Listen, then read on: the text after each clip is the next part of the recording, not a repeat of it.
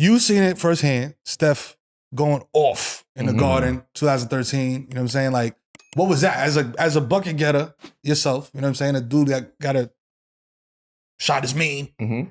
What was that like? Seeing him at that size, guard, moving the way he's moving, shooting the way he shoots. Because Steph. Oh, Steph. Oh, when I first went in the Garden. Yeah. Seeing him do because like, yo, it was different because Steph used to come to the workouts. You know, like Steph was like, I would never let people in the workouts. Like I never wanted guys that I had to go up against know what I was doing, and you know what I'm saying. So at this time, we talking about first couple years, even in college, going into NBA. My first couple years, I'm in the gym. CP is coming out of college first year. You know, he's coming to the workouts now. CP's bring Steph to the workouts. Like we having these type of, you know what I mean? Like, okay, this is some good shit. And I'm watching Steph. And like, he's like just studying like all the shit that we was like the different type of kind of unorthodox workouts that we was doing with the tennis ball and you know what I mean? Close your eyes and watch the fingers over here, count to 5. Like it was just like we was doing a different type of workout, right? And he wanted to be a part of that. Then we would play one-on-one, you know. So I saw everything that we was seeing in college when he was at Davidson and made that run in the tournament. Yeah. All of that up close and personal. Now going throughout his career as a younger Steph, the work that he was actually putting in and the type of workouts that he was doing, that he built off of that foundation. You know what I'm saying? Being in the gym, understanding. And so by the time we get to New York, it's like, you already know who this guy is. Yeah, it's like we already know who this guy is. I know he's a sicko. Yeah, like come on, man. Like I'm looking, we reading the scout report. Like, nah, you can't leave him. Like you pick him up full court. You have no responsibility tonight, G. Just chase him around. That's it. You have none. Get exhausted following that man. That's it. Running through screens all night. That's it. And this was like at the very, this was like the takeoff. Yeah, of 13 Steph. was 13 was the takeoff of Steph. You know what I'm saying? I think I caught him, I scratched him in his face one time. Like that would have been the Spurs year, probably. When they lost? The year I was talking about. Yeah, that playoff year. Yeah, that was the emergence. Like, the 13 was, that was his like coming out party. Coming like, in the Garden was like, here. oh shit. Yeah. But we got a battle now. Okay, shit, I gotta get going. This is you one of them guys too? Okay. So him paying that close of attention, you know what I'm saying? And almost like, like studious but almost spy. You know what I mean? Like I remember like I was opening for Lil Wayne, T.I., and 2 Chainz one summer, right? And Lil Wayne, like only time to this day I've met Wayne has been on stage at Coachella when I brought him out. Like this cat is the Wizard of Oz. But I'm literally, you know what I mean? Like I moved to New Orleans in 2007. Like Carter 3 dropping, like you was everywhere, Jen. Like, yeah.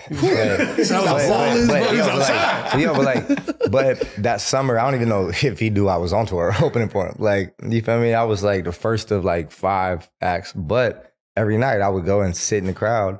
Cause I was, by the time I got on stage, just people looking, where's seat 100? You know what I mean? I'm playing, make some noise. It's like, 100 people in a 10,000, you know what I mean? Right. Open. And I was just like, $1,000 a show that I paid for the bus. I was either watching everybody set after me to study and obsessively like, okay, I see where Wayne places the hits in his set and how he uses the stage and the body language and this, that, and the other, and taking every piece of like how you describe, almost to a spy level of like studying, and have you seen that type of shit before in people like the like endless pursuit of like learning, looking, you know what I'm saying, studying. Yeah. I can't say that it's not that anymore today, but I don't know if it's as much of like really like paying attention to the person that came before you and the person that you really respect and like taking, watching the game and studying it. I just don't think it's enough of film watching and game watching today. You know what I'm saying? You're not sitting back. You think that's a tribute to this? It's a tribute to that, but it's also attention spans and shit. Yeah, like that too. But it's also a lack of opportunity to watch that. Yeah, like where can we go to watch old NBA games, the way that we grew up watching old NBA games, right? We can't go nowhere. You barely find games. You know what I'm saying? Like, there's no one set place that you could go to watch a game from 2006. And you know what I mean? We need that. Game 42. We need that. We need that. There's a no streaming service that's an archive of there's nobody who has that. Yeah. And if you're lucky enough, you might find it on like YouTube or something like that, but it'll be like 240p.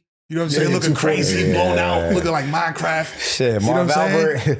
Looking crazy. Marv Albert was still there. You know what I'm saying? Looking like Minecraft, dog. Like, wow, digital. You know what I'm saying? Looking crazy. You saying that by the time you saw Steph at the Garden, you already knew what Steph was doing out here. Yeah. But what was it like to see it at the NBA level, in game, at the Garden, the real Garden? The real Garden. You know what I'm saying?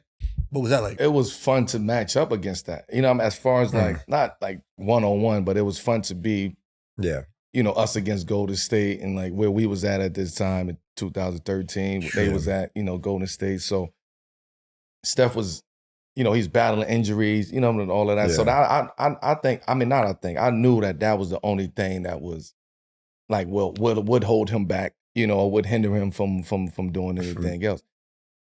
Him being small and short, and you know that was a narrative on him coming into the, you know, he was fragile, he wasn't strong enough, he was too small. This was the narrative on him.